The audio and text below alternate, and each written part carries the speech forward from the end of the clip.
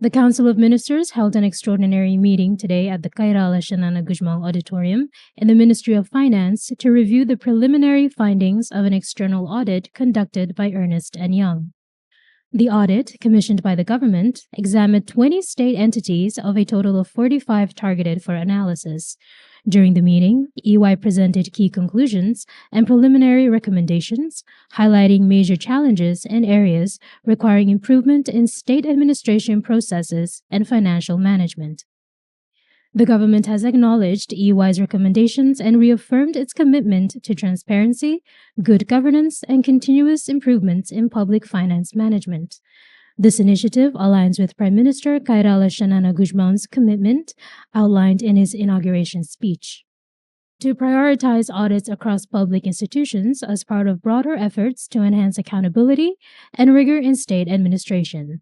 Further reviews and corrective measures are expected as the audit process progresses.